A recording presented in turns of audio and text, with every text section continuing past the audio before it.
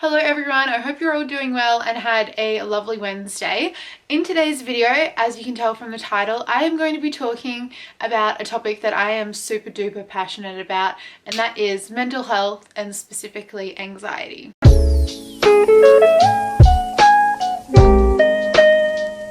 Today I'm going to be talking to you guys about dealing with anxiety. I'm going to be giving you guys some of my tips on how I cope and, how I sort of deal with things in a anxious situation or when my anxiety is a little bit higher than normal. But overall, you can apply these tips to any aspect of your life. Maybe you're stressed, maybe you are really anxious. I think a lot of people can take something away from what I'm going to say today. And hopefully this video is really informative and can help some of you guys out. Mental health is something that is so important and it affects so many aspects of your life. It affects your mood, your relationships, your studies, your hormones, even your energy levels. There are so many things that your mental health impacts upon. Currently, if you guys don't know already, I am a psychology student myself, and every semester with uni and the more stuff that I learn, I just get so incredibly excited to one day be able to help people who are suffering and to one day make a difference to people's lives. That honestly brings me so much excitement and so much fire within my heart that I just want to help people.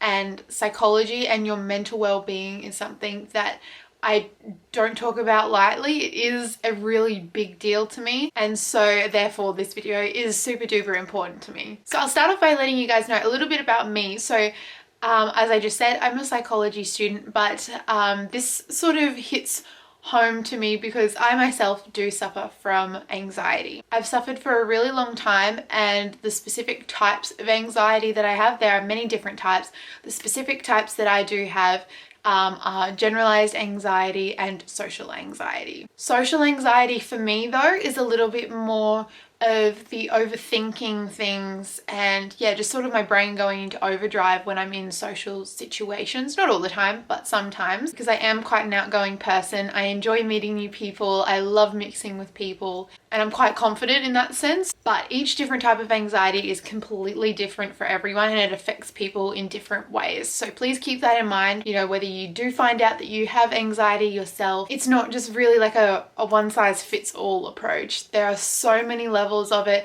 and so many different, subcategories that affect people all differently. So I've had anxiety for a long time. It all started when I was in high school. I've sort of had it since then. I was putting a lot of pressure on myself day in, day out to achieve something or just to reach a certain level, and that significantly deteriorated my mental health. And over time, I've had different, experiences and whatnot that have really rattled my mental health. It's important to know that anxiety isn't something that you can cure. There is no cure for anxiety. There is help that you can get, and it comes and goes. I don't think you ever completely get rid of it. It's something that's always sort of there, but there might be certain situations for you that make that level of anxiety increase. It's extremely common, and I think that's something that really people need to get into their heads. It's such a common thing that there really shouldn't be a stigma attached to it, and I think we should all do our part in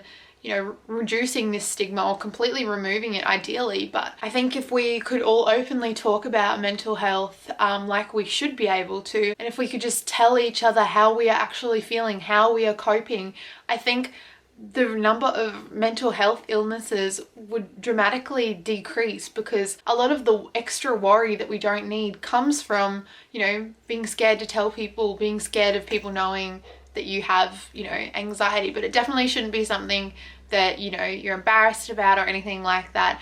I have definitely learnt that. It's something that, you've got to learn to accept and learn that, it is okay. But 1 in 4 of us will be affected by a mental illness at some point in our lives.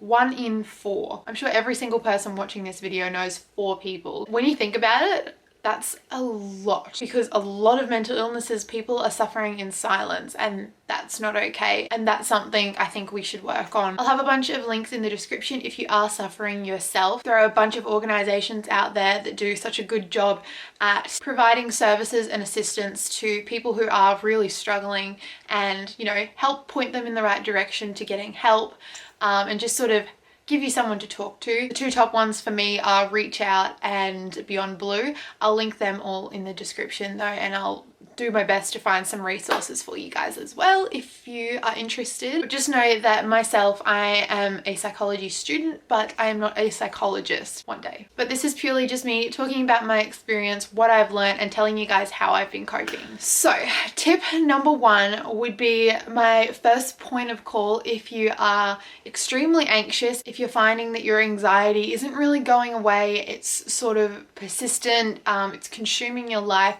and it's affecting your life in some way. That's when it's becoming a problem, and it's really, really, really important that you go and get some help, because help isn't something, you know, to be embarrassed about. We all need a little help sometimes, whether we admit it or we don't. So my first tip is to see a psychologist, and that's exactly what I did when I realized how negatively affected my life was because of anxiety. Like, I almost could not function. I just wanted to stay at home in my bed, and that's such a common thing. You know, you don't have to live like that. There's things and there's people out there that are happy to help you, and you know, that's their job to help you. It's really, really important to have someone to talk to, even just, you know, to chat to about what's going on through your head, because a lot of our day is spent in our head, and things are bubbling, things are circulating. If we don't let that out at some point, it's gonna bubble up and it's gonna get too much for us to handle, and probably more negative things are gonna happen down the track. I found that my psychologist was a huge help in helping me put things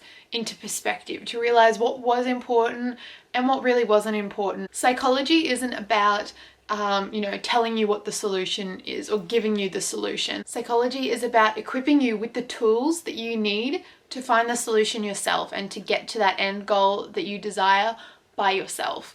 So I think that's also something important to remember when you're going to see a psychologist. They're not going to tell you, you know, what to do or what the answer is. They just want to help you and give you the tools that you need to carry on through your life and, you know, sort of overcome these barriers yourself. It's also a really good idea going to a psychologist, because they tell you a lot about what kind of anxiety you have, and you learn a lot more about yourself. It's really important that you know what's going on in your head, you know what's going on with you. Number two is find an outlet. For me, this is exercising in the gym. For you, it could be something completely different. Whatever it is, find an outlet that you have, and do it as much as you possibly can. If you are really into exercising, you know, like me, that can be your outlet, where you just block out what's going on in your head, block out what's going on with your day and your world, and you just focus on something. You completely focus. And that doesn't have to be, you know, physical activity. It could be painting, it could be coloring in, it could be scrapbooking, whatever it is, a hobby, an activity that you can do, that you put your full attention into. That is something that you should do as much as possible. It takes your mind off things and gives your mind a little bit of a break. Tip number three is supplements that support your mental well-being, and there's been a bunch of different research papers that I've read. I'll try and remember to find them and put them in the description for you guys. They were saying that they looked at levels of like hormones and different levels of things that were in your body and in your brain that were affected with anxiety, depression, and a bunch of other mental illnesses. And the two that I take for my mental well-being is ashwagandha and B12. B12 is good for a bunch of different things as well, but there have been some studies that have shown B12 levels to be significantly lower in mental health patients. So I take that every day, and I've definitely noticed a difference. I've obviously combined all of these things that I'm talking about today, but that's one thing that I think really did help me in balancing out the hormones that were in my body and ashwagandha is for stress and worry. So that's really, really good. If you do have anxiety, I'd look into trying that and seeing how it goes for you. Number 4 is meditation and yoga. These two activities are a huge stress relief and help you just focus on the moment that you're in and help you concentrate your thoughts into what's happening around you at that present moment. Meditating in particular is really good to get into. There's a bunch of apps that you can download, like Headspace or Smiling Mind. There's a bunch of them out there on the App Store and obviously Android. Number 5 is break things down into smaller tasks, and this is something that I do when I am actually having an anxiety flare up. So instead of dreading on the bigger picture of something, I focus on, you know, the smaller parts that are gonna eventually get me there. It just helps me to not get so anxious and stressed about a particular scenario. So if something's happening in the future, I like to just stop and think about the smaller steps that come before that. So maybe if you're nervous about going to the doctors, for example, you know, a smaller task could be going and having a shower. You do that every day, that's perfectly fine, nothing's gonna hurt you. So yeah, you just go and have a shower. And then once you get out of the shower, the next small task is to brush your teeth. Brush your teeth, you do this twice a day, every single day. It's like, you know, engraved in your brain, you can do it, no problem. And then after that, you're just getting changed, and that's fine. You've already got your clothes laid out. It's all good, really simple. And that way, you know, you reduce the stress and worry that comes with getting a bit overwhelmed with the bigger picture sometimes. Tip number 6 is to listen to your breathing. This is something that a lot of psychologists will probably tell you because it's one of the main sort of treatment types with anxiety. But what I do if I am feeling, you know, quite anxious or a bit stressed or whatever, I will lie down on my bed and I'll place my hands on my stomach, and I will just simply focus on the rising and the falling of my stomach. And I take deep breaths in and deep breaths out. And you make sure that your breath out is a lot longer than your breath in, just to help you relax. And so you just count. I find that one super helpful. So if you find yourself in an anxious situation or getting a bit, worried and stressed, have a go at that, because it's pretty simple to do, but it is quite effective. Number 7 is turn your negative thoughts into positives. And this sort of comes along with changing your mindset to change your life. It takes a lot of training and a lot of practice, but if you can train your brain into taking negative things and turning them into a positive, I think that is one of the greatest things that I have learned, and I'm still learning. But my psychologist helped me learn how to recognize something that's negative and try and think of that in a positive light. It will seem super hard at first, but I promise you guys it gets easier. Tip number 8 is setting aside time each and every day for you.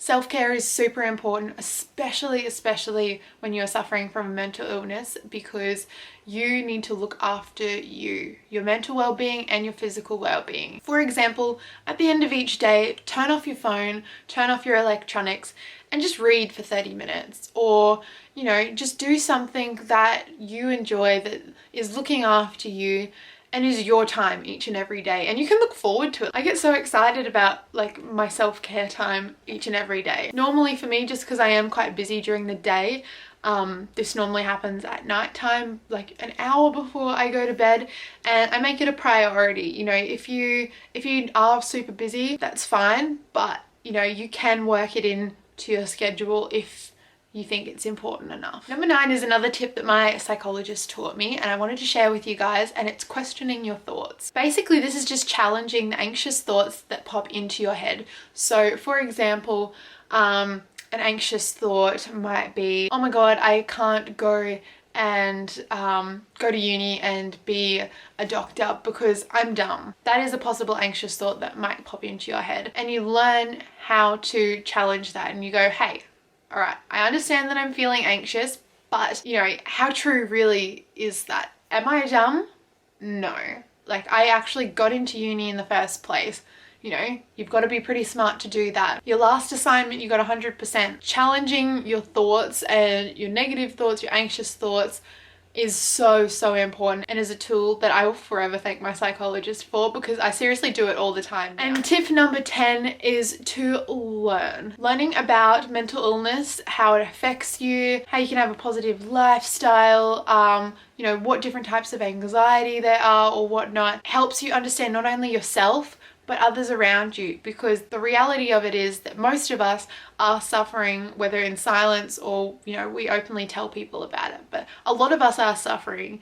And so it's such an important thing to learn about mental health and mental well-being, even if you're not suffering yourself, because it'll help you understand people that you come into contact with within your life, whether that's your friends at school, whether that's, you know, teachers you might come across, people in the workplace, or even just, you know, the lady at Coles. Mental illness affects so many of us. I think if we all had a better understanding of it and were more knowledgeable about it, I think it would really help us understand other people and why certain people do things in a certain situation. For example, if they've got social anxiety and they're a bit withdrawn in a conversation, you know, they're not being rude, they're actually just suffering. But anyway, I am sorry this video is quite long, but as I said at the beginning of this video, it is something that I'm super passionate about. I've dedicated a lot of my time to learning about mental illness. I'm super passionate about it. I want to help people with mental health issues one day. And this is also why I started the Inspire project, because I wanted to help people